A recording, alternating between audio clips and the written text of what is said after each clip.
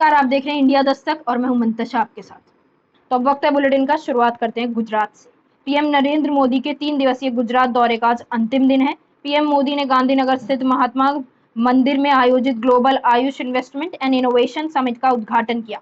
इस मौके पर डब्ल्यूएचओ के महानिदेशक और मॉरिशस के प्रधानमंत्री प्रवीण कुमार जगन्नाथ भी मौजूद रहे। प्रधानमंत्री डब्ल्यूएचओ ने ट्रेडिशनल मेडिसिन के सेंटर के रूप में भारत के साथ एक नई पार्टनरशिप की है। ये ट्रेडिशनल मेडिसिन के क्षेत्र में भारत के कंट्रीब्यूशन और भारत के पोटेंशियल दोनों का सम्मान है। भारत इस पार्टनरशिप को पूरी मानवता की सेवा के लिए बहुत बड़ी जिम्मेदारी के रूप में ले रहा है। ये सेंटर दुनिया भर में फैली पारंपरिक चिकित्सा से सहयोग से दुनिया के लोगों को बेहतर मेडिकल सॉल्यूशन देने में। मुख्यमंत्री योगी आदित्यनाथ ने कहा कि अगले 5 साल में प्रदेश की स्वास्थ्य सुविधाओं के ढांचे में आधारभूत बदलाव किया जाएगा। इस दौरान 10,000 नए स्वास्थ्य उपकेंद्र बनाए जाएंगे। उन्होंने निर्देश दिया कि हर डॉक्टर के सापेक्ष कम से कम एक नर्स की तैनाती होनी चाहिए। सभी विधानसभा क्षेत्रों में 100 बेड के चिकित्सालय खोले जाएंगे। उन्होंने मंगलवार को चिकित्सा स्वास्थ्य एवं परिवार कल्याण विभाग, चिकित्सा शिक्षक विभाग, आयुष विभाग, बाल विकास एवं पुष्टाधार विभाग, खाद्य एवं औषधि प्रशासन विभागों के प्रस्तुतिकरण के दौरान ये बात कही। मुख्यमंत्री ने कहा कि आगामी 100 दिनों के भीतर राज्य कर्मचारियों एवं पेंशनर्स को कैशलेस चिकित्सा सुविधा मिलने लगेगी। उन्होंने हर जिले में dialysis, CT scan, newborn stabilization unit, special newborn care unit की संख्या बढ़ाने की बात पर जोर दिया।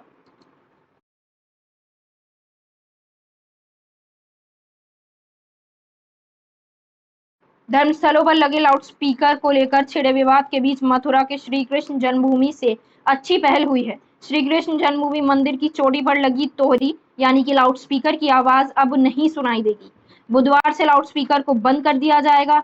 इससे पूर्व मंदिर में मंगला आरती के वक्त लाउडस्पीकर बजता था। इसके साथ ही श्री कृष्ण जन्मभूमि मंदिर परिसर के अंदर बजने वाले भजनों की आवाज भी धीमी की गई ताकि आवाज परिसर के बाहर ना जाए। श्री कृष्ण जन्मस्थान सेवा संस्थान के सचिव कपिल शर्मा ने बताया कि मुख्यमंत्री योगी आदित्यनाथ के आह्वान पर ऐसा किया गया है। संस्थान के पदाधिकारियों के विचार विमर्श के बाद बुधवार को मंदिर की चोटी पर लगा लाउडस्पीकर नहीं बजाया गया। बता दें कि लाउडस्पीकर पर विवाद के बीच मुख्यमंत्री योगी आदित्यनाथ ने प्रदेश में लाउडस्पीकर के इस्तेमाल को लेकर अहम गाइडलाइन जारी की है।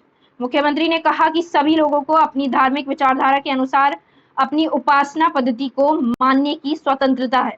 माइक और साउंड सिस्टम का इस्तेमाल भी किया जा सकता है, लेकिन ये सुनिश्चित किया जाए कि साउंड सिस्टम की आवाज उस धार्मिक परिसर से बाहर ना जाए।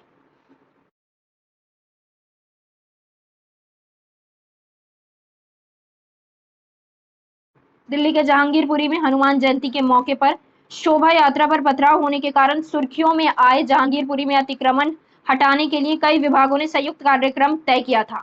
16 अप्रैल के दिन जहां दंगा हुआ, आज वहीं बुलडोजर चलेगा और यहां मौजूद अवैध अतिक्रमण को हटाया जाएगा। इसके तहत पूरे इलाके में सुरक्षा व्यवस्था बढ़ा दी गई थी। जैसे जैसे सुप्रीम कोर्ट के आदेश की बात एमसीडी के अधिकारियों को मिल रही थी, वो उसके अनुसार काम कर रहे थे। अब इलाके में मलबा हटाने का काम भी बंद कर दिया गया है। इस बात की पुष्टि निगम के कमिश्नर ने की है। सुप्रीम कोर्ट ने दिल्ली के जहांगीरपुरी में यथास्थिति बनाए रखने को कहा है। यह आदेश सुप्रीम कोर्ट ने अतिक्रमण हटाने के अभियान के खिलाफ डाली गई याचिका पर दिया है। अब इस मामले में सुनवाई कल हो।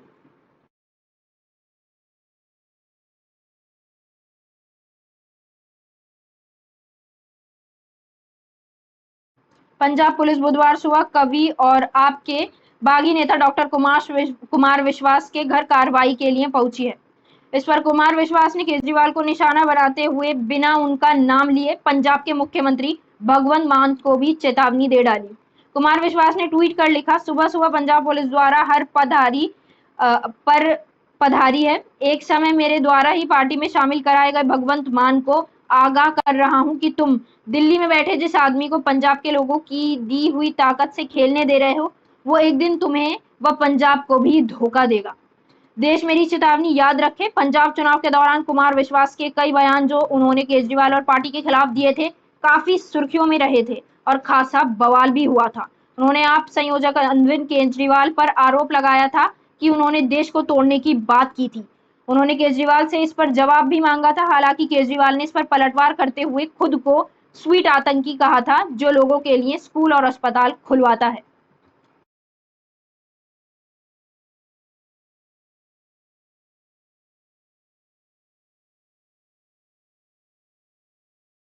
मानसून काल में संभावित आपदाओं के दृष्टिगत जनपदों में पूर्व तैयारी के संबंध में मंगलवार को प्रदेश के मुख्यमंत्री पुष्कर सिंह धामी द्वारा सभी जिलाधिकारियों एवं अन्य विभागों के अधिकारियों के साथ वीडियो कॉन्फ्रेंसिंग के माध्यम से बैठक कर जनपद स्तर पर आपदाओं की घटनाओं से निपटने हेतु की जा रही तैयारी की समीक्षा करते हुए आवश्यक दिशा निर्देश दिए गए। मुख्यमंत्री ने कहा कि मानसून काल में आपदा से निपटने हेतु सभी विभागीय स्तर पर पूरी तैयारी करते हुए आपसी समन्वय के साथ कार्य करने हेतु जनपद स्तर पर कार्य योजना तैयार करते हुए तैयार रहें।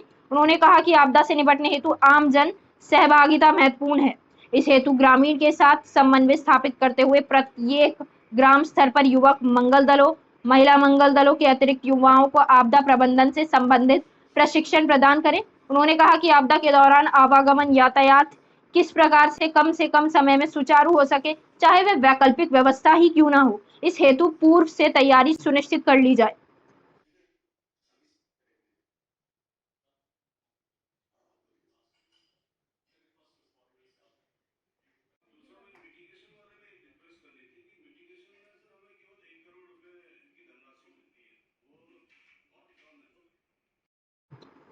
लक्सर के खानपुर सीएचसी पर स्वास्थ्य मेला लगाया गया।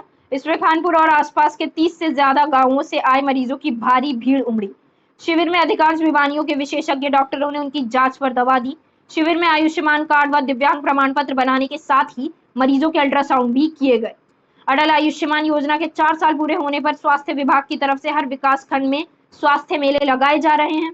आज मुख्य चिकित्सा अधिकारी डॉक्टर खगेंद्र कुमार ने खानपुर सीएचसी परिसर में आयोजित स्वास्थ्य मेले की शुरुआत की। उन्होंने कहा कि अच्छा स्वास्थ्य हर किसी की जरूरत है। खासकर ग्रामीण क्षेत्र में रहने वाले गरीब लोगों के लिए स्वास्थ्य सेवाओं को बेहतर बनाने काम के लिए सरकार काम कर रही है। ये हमारा पूरे देश भर में अटल आयुष का जो 4th एनिवर्सरी मनाया जा रहा है। माननीय हमारे जो प्रधानमंत्री उनका जो मिशन है, उसके तहत हमारे जितने विभाग हैं स्वास्थ्य विभाग से, अल्ट्रासाउंड, डेंटिस्ट, आपका आई सर्जन, ENT सर्जन, विकलांग जितने हैं सब यहाँ पर कराए जा रहे हैं। और मेरे ख्याल से उत्तराखंड में सबसे पहला और ये डिस्ट्रिक्ट है जो भी अल्ट्रासाउंड में आपको स्वास्थ्य मेला में का सुविधा देने जा रहे हैं। हमारे शरीर में कमी है, कह रहे हैं। क्या बनवाया? बन गया? कार्य करवाए और ये हमारा जो महकमा है बहुत ही अच्छा काम कर रहा है। सर मैं दिव्यांग सेवा समिति से हूँ, यही मेरा कार्य। अच्छा, आप दिव्यांगों को कराते हो या और भी? नहीं, दिव्यांग है, विधवा है, जो अनाथ बच्चे हैं, मैं सर हमारी संस्था से। कौन सी? ठीक। हम यहाँ खून की जांच कराने के लिए और अल्ट्रासाउंड हो गया? अभी नहीं हुआ, खून की जांच अल्ट्रासाउंड कराने जा रहे हैं। क्या कराने के लिए आए थे? ये जो प्रमाण बन गया? तहसील दिवस में बतौर मुख्य अतिथि शामिल हुई एसडीएम संगीता कन्नौजिया ने बताया कि 26 शिकायतों में से 5 शिकायतों का मौके पर ही निस्तारण कर दिया गया है, जबकि शेष शिकायतों को संबंधित विभागों के अधिकारियों को जल्द से जल्द निस्तारित करने के लिए आदेश दे दिए गए हैं। एसडीएम ने कहा कि तहसील दिवस का मुख्य मकसद फरियादियों की समस्याओं का निराकरण कराना है। इसके सभी विभागों के अधिकारियों और कर्मचारियों को निर्देश दिए गए हैं कि निरंतर अपने विभागों से संबंधित समस्याओं को समय रहते निस्तारित कर लिया जाए। इस मौके पर सीओ लक्सर BS चौहान ने कहा कि तहसील दिवस में पुलिस संबंधित कोई खास बड़ी समस्या नहीं आई, लेकिन छोटे मोटे नाली आदि के विवाद के मामले आए, उनके निस्तारण कराए जा रहे हैं। इस मौके पर कई विभागों के अधिकारियों ने भी शिरकत की।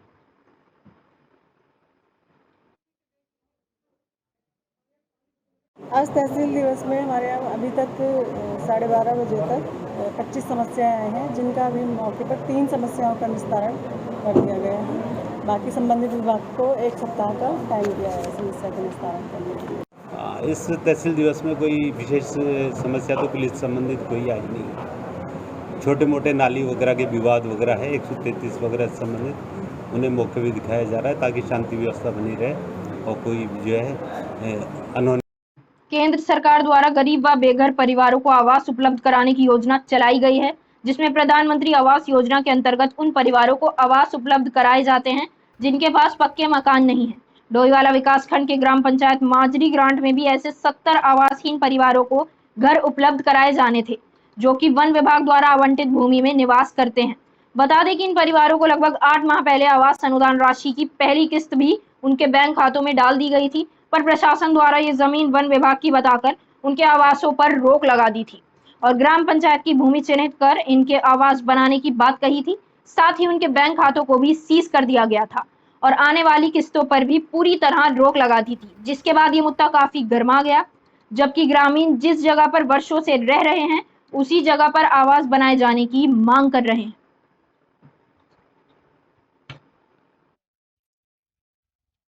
समाधान की तो खैर कोशिश की जाएगी, लेकिन क्योंकि आप लोगों के ही प्रतिनिधि मंडल अभी पूर्व में मुख्यालय में विकासखंड कार्यालय में गए हुए थे, तो हमें अवगत कराया गया था कि वन भूमि के द्वारा जो भी लाभार्थी हैं उनको पट्टे आवंटित हैं, तो उसी के डिस्कस के लिए आज हम लोग आए हुए थे और काफ़ी लोग यहाँ पर हैं, जनप्रतिनिधि भी हैं, तो उसकी लिस्ट हम लोग लेकर जा रहे हैं और उसको हम उस लिस्ट को ज़िले में भेजेंगे।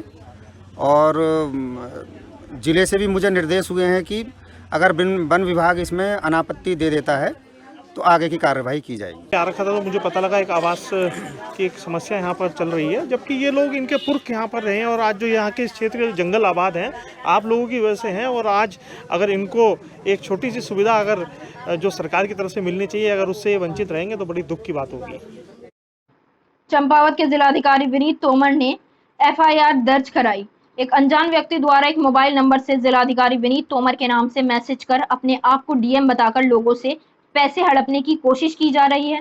जनपद के कई अधिकारियों को भी ऐसे मैसेज मिलने की जानकारी के बाद जिलाधिकारी चंपावत ने समस्त अधिकारियों एवं जनपद वासियों से मैसेज के माध्यम से अपील की कि ऐसे किसी कॉल या मैसेज के झांसे में ना आए। यदि उन्हें कोई मैसेज या कॉल करनी होगी तो वह उनके आधिकारिक नंबर से ही की जाएगी। वहीं उनके नाम से हो रहे इस फ्रॉड के खिलाफ उन्होंने चंपावत कोतवाली में FIR भी दर्ज कराई है। वहीं इस प्रकरण पर चंपावत के SP देवेंद्र पीचा ने कहा कि जल्द ही फ्रॉड व्यक्ति की पहचान कर कानूनी कार्रवाई की जाएगी। देखिए, बेसिकली घटना इस प्रकार से हुई है कि कोई व्यक्ति DM साहब के नाम से एक व्हाट्सएप से मैसेज भेज रहा है कि वो खुद अपने आप को DM चंपावत बता रहा है तथा किसी के बीमार अपने परिजन के होने के नाम पे कुछ पैसों की डिमांड कर रहा है। ये पूरी तरह से फ्रॉड आदमी है, फ्रॉड व्यक्ति है। इसको लेके ध्यान में रखते हुए तत्काल इसमें थाना चंपावत में हमने FIR इसमें तुरंत दर्ज कर दी है। SOG को भी एक्टिवेट कर दिया इसको पकड़ने के लिए। साथ ही साथ मैं दूसरे लोगों और अधिकारियों को भी इस संबंध में सचेत करना चाहूँगा, अगर इस तरह कोई मैसेज आते हैं या किसी अन्य के लिए भी अगर ऐसे मैसेज आते हैं तो कृपया सावधान रहे, पूरी तरह वेरीफाई करने के बाद ही इसमें कोई काम करें। फिलहाल इस बुलेटिन में मेरे साथ इतना ही। आप देखते रहिए इंडिया दस्तक। नमस्कार।